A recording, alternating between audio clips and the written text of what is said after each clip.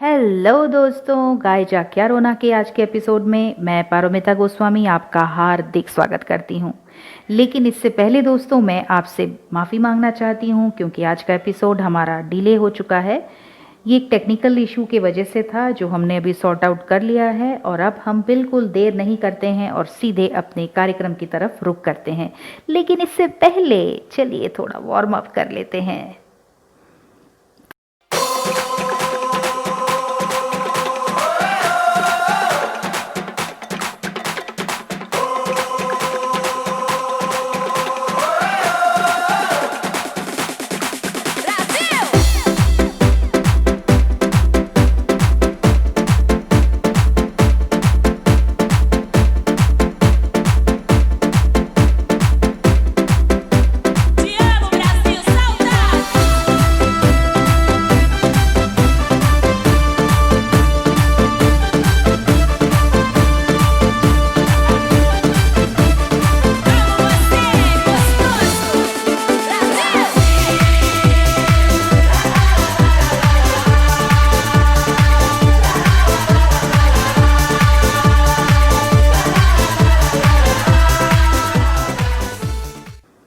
तो दोस्तों चलिए आज सुनते हैं कि मिस्री क्या कर रही है, कैसे कर रही है और क्यों कर रही है। बड़ी ही नटखट बच्ची है। Grow up Messi.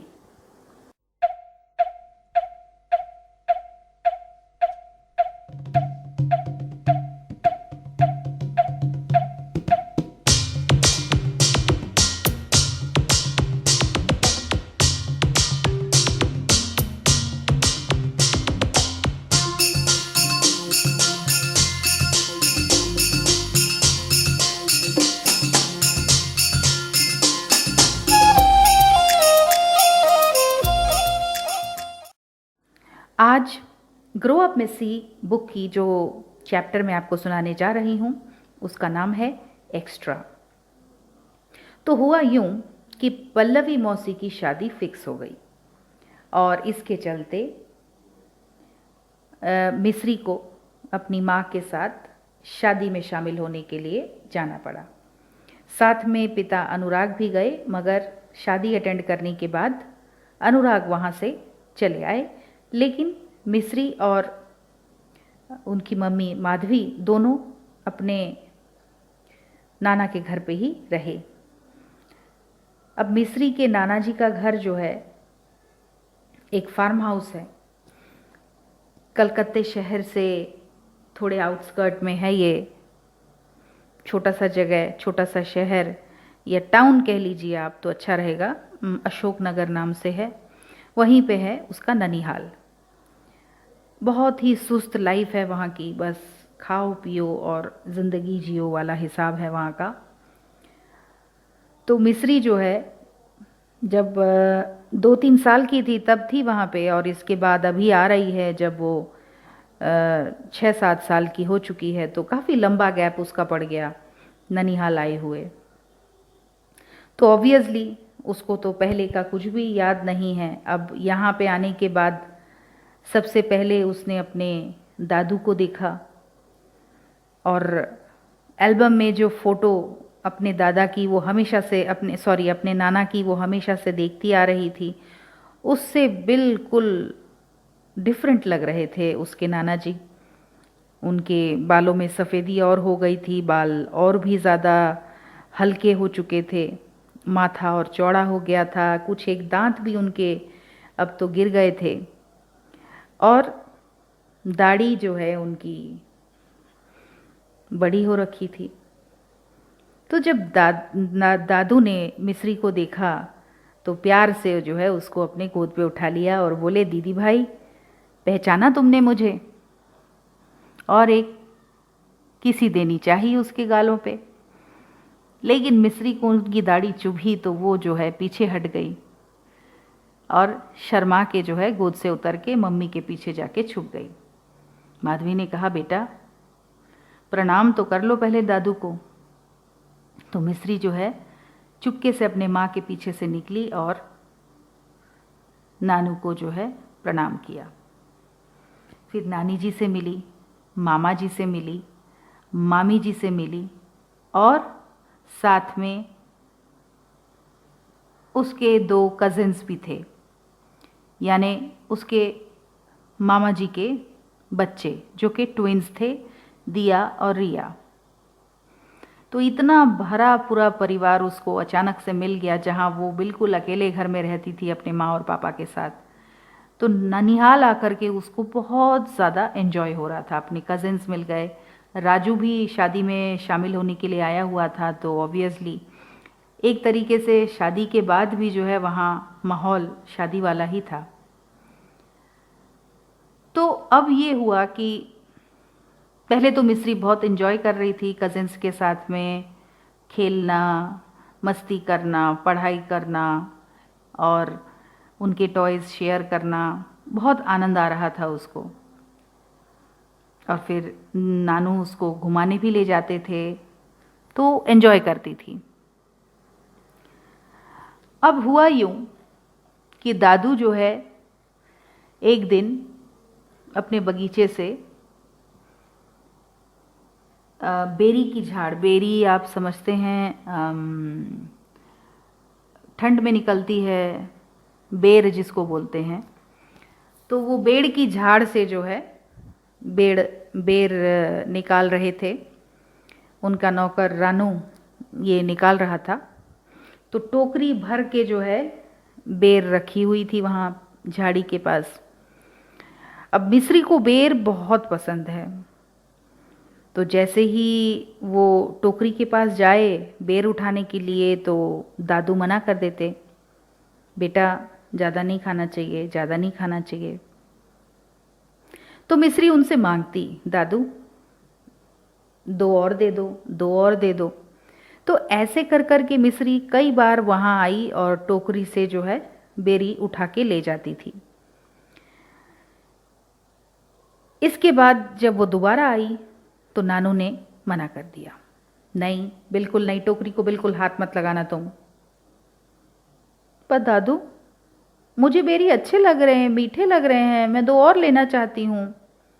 मैंने मना किया ना, तुम बहुत बार ले चुकी हो, अब और नहीं, बिल्कुल नहीं, और बास्केट को तो बिल्कुल हाथ मत लगाना तुम। लेकिन मिस्री नहीं मानी। मिस्री ने सोचा कि साल भर तो मैं आती नहीं हूँ, कितने साल के बाद तो मैं आ रही हूँ, तो मेरे जितने कज़िन हैं यहाँ, ये लोग तो हर साल खाते हैं ये बेर, बस मुझे ही नहीं मिला। और नाना जी मुझे जो है बेर देना ही नहीं चाह रहे, बस 2-3 बार मुझे दिया और फिर मना कर दिया। अब ये पूरा का पूरा जो टोकरी है बेर का, ये सारे के सारे ये लोग खाएंगे, ये तो हर साल खाते हैं, तो मुझे तो खाने के लिए कुछ मिला ही नहीं, तो मेरी कैलकुलेशन का क्या हुआ। दादू को ये सोचना चाहिए था कि मेरे शेयर का जो बेर है वो भी ख़त्म नहीं हुआ है, और भी आना चाहिए मेरे हिस्से में, सिर्फ ये 2-3 बार थोड़ी ना हुआ। तो अपनी दिमाग में ये कैलकुलेशन करके बच्ची ने क्या किया, दोनों हाथों में मुट्ठी भर बेर उठा लिया और भागने की ताक में थी। लेकिन दादू के सामने वो बिल्कुल नहीं कुछ कर पाई। दादू ने फट से उसको पकड़ा और 2 थप्पड़ मारे पीठ पे। मैंने मना किया था ना तुमको उठाने से, फिर तुमने क्यों उठाया, चलो रखो इनको, और कतई तुम नहीं खाओगी बेर, और बहुत खा चुकी हो।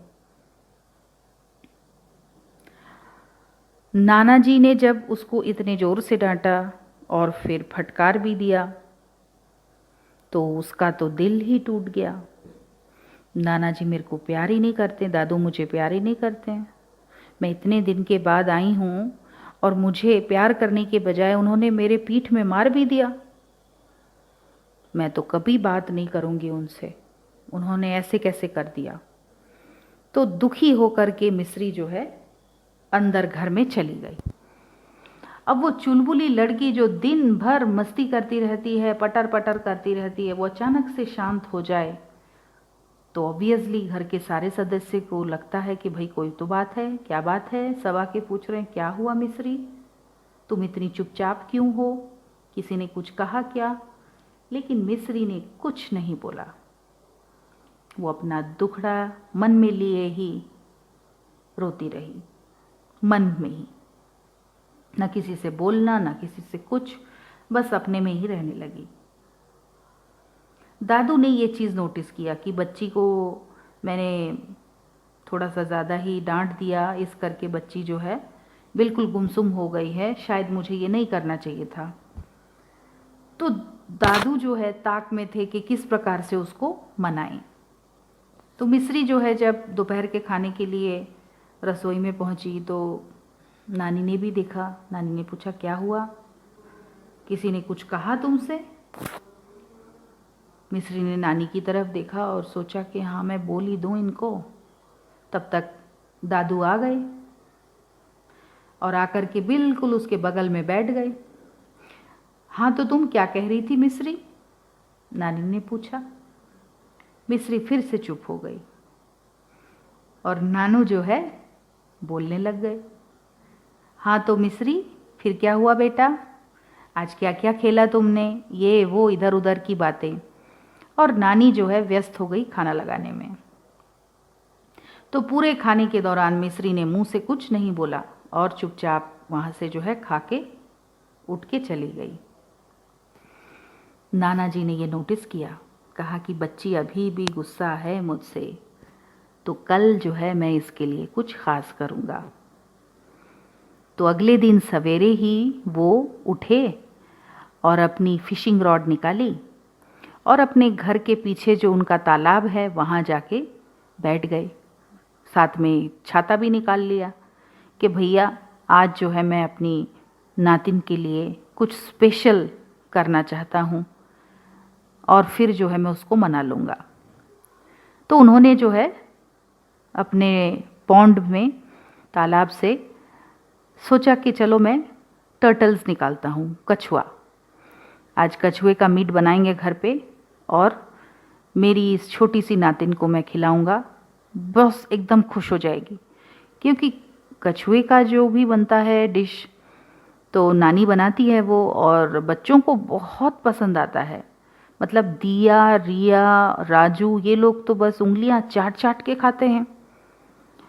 और मिस्री के लिए ये पहला अटेम्प्ट होगा खाना, तो उनको बिल्कुल ये वो ही था कि भाई मिस्री जो है बिल्कुल पसंद करेगी। तो नानू जो है अपना छतरी खोल के, अपनी धोती थोड़ी सी चढ़ा के, फिशिंग रॉड ले करके बैठ गए कछुआ पकड़ने के लिए। 1 घंटा हो गया, 2 घंटा हो गया, लेकिन पता नहीं कछुए आज कहाँ चले गए, आ ही नहीं रहे हैं पास में, फंस ही नहीं रहे हैं कांटे में। मिस्री के लिए एक कछुआ तो बनता है, लेकिन कछुए तो आ नहीं रहे थे। लेकिन नानू ने भी सोच लिया था, नहीं बिटिया को तो मैं मना के रहूँगा, चाहे कुछ भी हो जाए, मैं तो यहीं से कछुआ उसको खिलाऊंगा। बड़ा ही आसान था उनके लिए कि वो चले जाते बाज़ार और वहाँ से जा कर के एक कछुआ खरीद के ले आते और घर पे अब तक तो बन भी जाता, नानी जी बना देती। लेकिन उन्होंने यही सोचा कि नहीं, मैं अपने तालाब का ही कछुआ उसको खिलाऊंगा, अपने हाथों से पकड़ के मैं उसके लिए लेके जाऊंगा। तब वो जो है, जो भी उसका नाराज़गी है, जो भी उसका गुस्सा है, वो शांत हो जाएगा। तो मैं उसके लिए ये करना चाहता हूँ।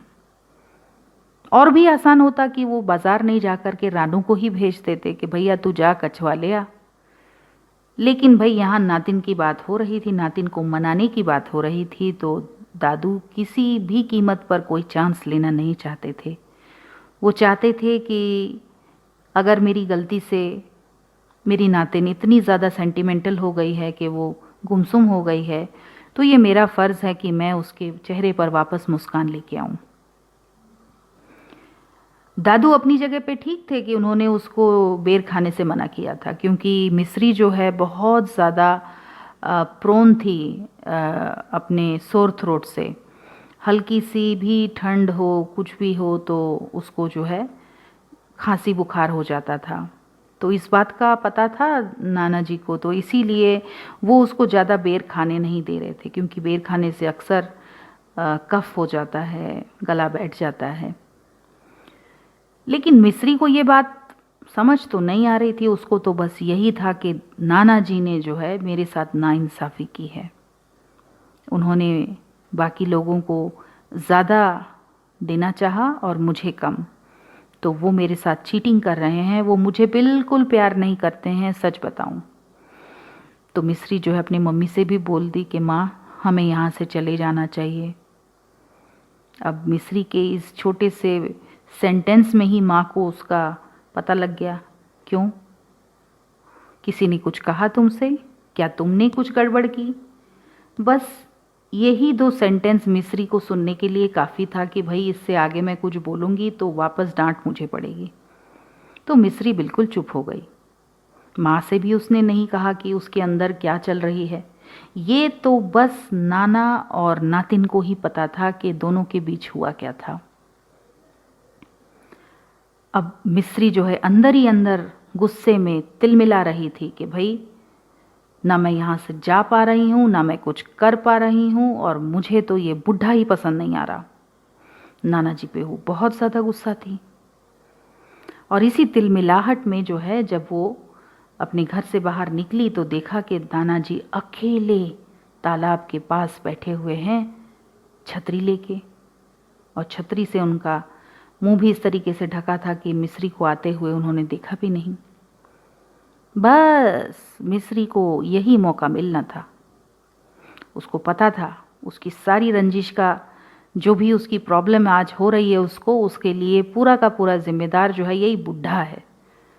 और इस बुढ़े को सबक सिखाना तो बहुत ज़रूरी है कि उसने मिस्री के साथ ऐसा किया, उसने चीटिंग की, और वो मिस्री छोड़ती नहीं है अगर कोई चीटिंग करता है उसके साथ। तो वो पीछे से एकदम दबे पांव आई और नाना जी को पीछे से दिया जोरदार धक्का, और दादू गिरे पानी में छपाक। इतने जोर से आवाज हुआ कि घर वाले सारे दौड़ के आ गए बाहर।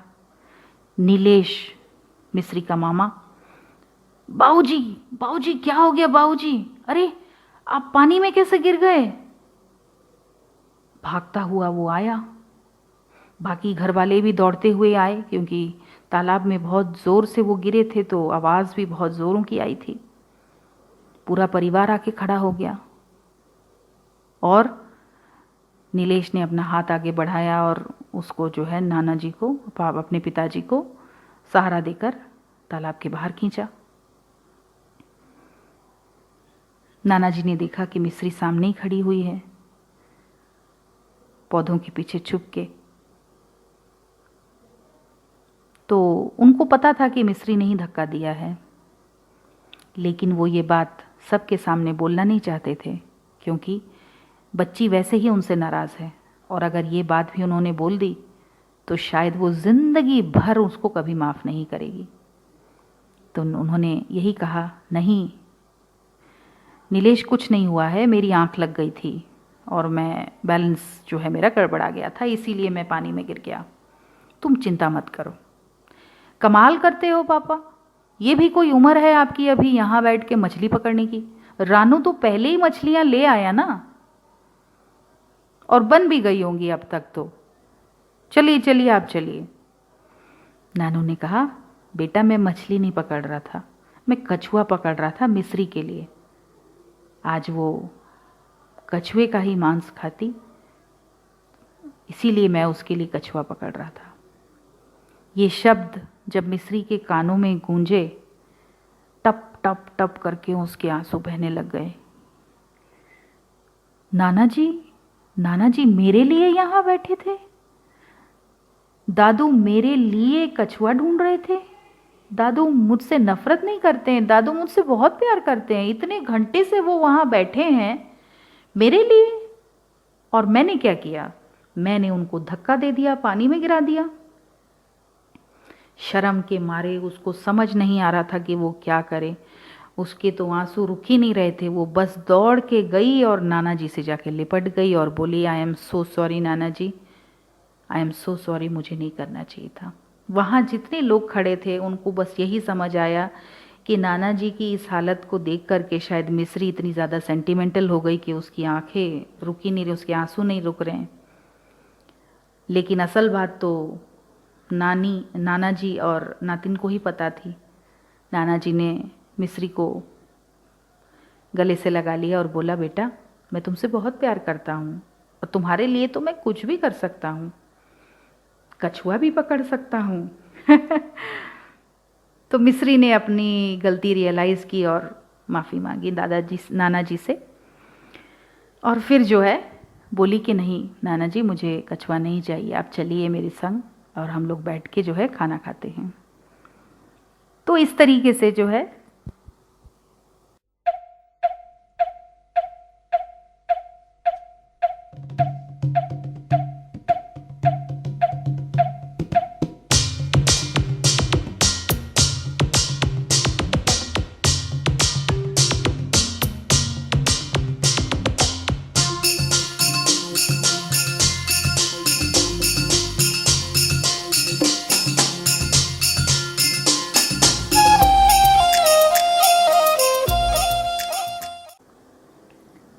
दोस्तों, आज हमारे बीच में एक छोटे से मेहमान आए हुए हैं। उनका नाम है अथर्व त्रिपाठी जी, जो पढ़ते हैं क्लास 8 में और लेके आए हैं एक कविता। आइए सुनते हैं उन्हें। नमस्कार, मेरा नाम है अथर्व त्रिपाठी और मैं क्लास 7th में पढ़ता हूँ। आज मैं आप लोगों को कठपुतली कविता सुनाने जा रहा हूँ। कठपुतली कविता की कवित्री का नाम भवानी प्रसाद मिश्रा और त्रिकाल संध्या है। कठपुतली गुस्से से उबली बोली, ये धागे क्यों हैं मेरे पीछे आगे। तब तक दूसरी कठपुतलियां बोली कि हाँ हाँ हाँ, क्यों है ये धागे हमारे पीछे आगे। हम अपने पाँवों पर छोड़ दो, इन सारे धागों को तोड़ दो। बेचारा बाजीगर हक्का बक्का रह गया सुनकर, फिर सोचा अगर डर गया तो ये भी मर गई और मैं भी मर गया। और उसने बिना कुछ परवाह किए जोर जोर धागे खींचे, उन्हें नचाया। कठपुतलियों की भी समझ में आया कि हम तो कोरे काठ की हैं, जब तक धागे हैं बाजीगर है। दोस्तों, आज हमारे बीच में आई हैं आकांक्षा दुबे जी। कुछ कही अनकही में एक बहुत ही इम्पॉर्टेंट चीज़ उनके लाइफ की सुनाने के लिए, जो मुझे लगा आपसे शेयर करनी चाहिए। आइए सुनते हैं आकांक्षा दुबे जी को। छोटी सी बुद्धि में बड़ी बड़ी बातें आसानी से कहाँ घुसती हैं। कभी कभी किसी सामान्य से लगने वाली बात को भी हम असामान्य समझ लेते हैं और वह असामान्य प्रभाव भी पूरा जीवन हमारे साथ रहता है। बचपन से संयुक्त परिवार में मैं पली बढ़ी। अक्सर दादाजी, जिन्हें हम घर पर बाबा जी कहते थे, उनके मित्रों का आना जाना अक्सर घर पर लगा रहता। आओ भगत करने में वो इतने आगे थे कि बाहर गांव से या दूसरे राज्यों से भी अगर कोई परिचित हमारे शहर आता तो हमारा आशियाना ही उनका घर होता। यही आदत पिताजी की भी रही। अक्सर घर पर आने वाले मेहमान कम से कम सप्ताह भर और कभी कभी तो पूरे महीने भी घर पर रह जाते। घर तो भरा भरा रहता, पर मम्मी जी और दादी जी का पूरा समय रसोई घर में ही बीत जाता। उन्हें देखकर अक्सर हमें बाबा जी और पिताजी पर गुस्सा भी आता। जब मैं कक्षा 7वीं में थी, गर्मी की छुट्टी में मुझे पिताजी के साथ भोपाल जाने का अवसर मिला। मुझे याद है 2 रेलवे स्टेशन पर हमारे लिए गर्मा गर्म चाय और नाश्ता और कहीं पर तो खाना भी आया था। जब हम भोपाल पहुँचे तो उनके मित्र लेने उन्हें स्टेशन आए हुए थे। उन्होंने हमें अपने घर पर ही रुकवाया। हम वहाँ 3 दिन रुके और हमारी उन्होंने ऐसी आवभगत की जैसे हम किसी 5 सितारा होटल में रुके हों। पर तब भी मुझे ये बात समझ नहीं आई कि वो व्यवहार ही है जो अब तक हमारे घर में हमारे घर के बड़े दूसरों के साथ निभाते आए थे। एक लंबे समय के बाद अपनी मम्मी की सहेली के बेटे की शादी में शामिल होने हम गुजरात पहुँचे। सारे मेहमानों के लिए आलीशान होटल बुक था, पर मम्मी की सहेली ने हमें अपने घर पर रुकवाया।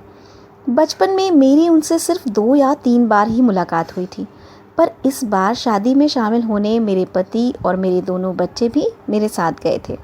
हमारे लिए सूटकेस भर सामान आंटी ने खरीद रखा था, जैसे मैं उनकी अपनी बेटी हूँ। वो गुजरात है और वो गुजराती हैं और हमारी परंपरा और उनकी परंपरा में फ़र्क है, इसलिए अपनी हर रस्म में उन्होंने हमें अपने पास रखा और उसका मतलब समझाया। शादी के बाद 2 दिन वहीं के कुछ और भी परिवार के लोगों ने हमें आमंत्रित किया। एक एक दिन हम दूसरों के घरों में भी रुके और उन्होंने भी हमारी जमकर खातिरदारी की। तब जाकर ये एहसास हुआ कि बाबा जी क्यों कहते थे अतिथि देवो भव। अब समझ में आया कि हम जैसा आचरण दूसरों के साथ करते हैं वैसा ही आचरण हम दूसरों से भी पाते हैं।